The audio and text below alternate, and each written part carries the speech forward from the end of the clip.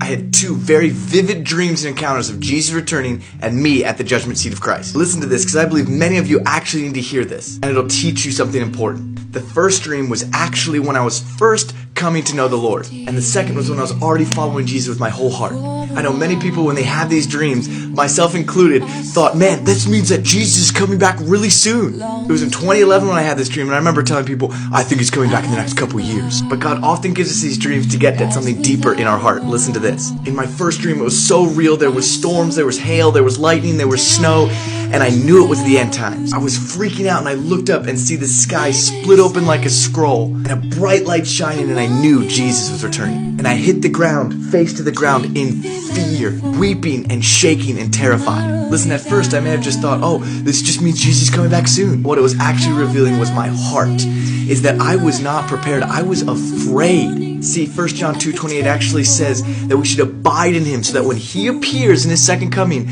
we will have confidence and not shrink away from him in shame that is coming. In that dream, I was ashamed and I was afraid because I had not been living for Jesus and spending time with him, getting to know him. So God may be speaking to you. What is your heart condition when he returns? Will you be ashamed that is coming? Do you know him? Now listen to this second dream. I spent that year seeking Jesus, growing in my confidence and faith in him. I knew I wouldn't be ashamed that is coming. But then I had another dream where I was standing before the judgment seat of Christ. And I don't think any of us realize how intense these emotions are going to be.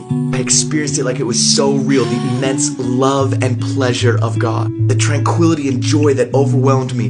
Yet, at the same time, I had a deep sorrow and sadness, almost like a remorse came over me, even as I was experiencing this love. Because in this heavenly encounter, I looked out and saw all my friends and all these people who didn't know Jesus because I didn't tell them. I was filled with intense emotions, almost of regret, because I was embracing Jesus and said I should have given him more. And it was then after that moment that I went into full-time missions and made it my goal to share with everybody I can the gospel.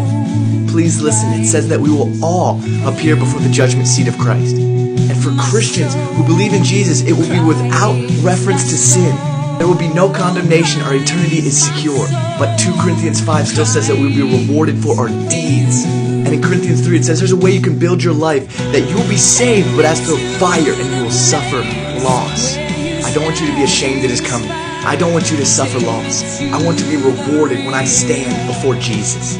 Will you join me in abiding with him to get to know him and giving everything for his gospel?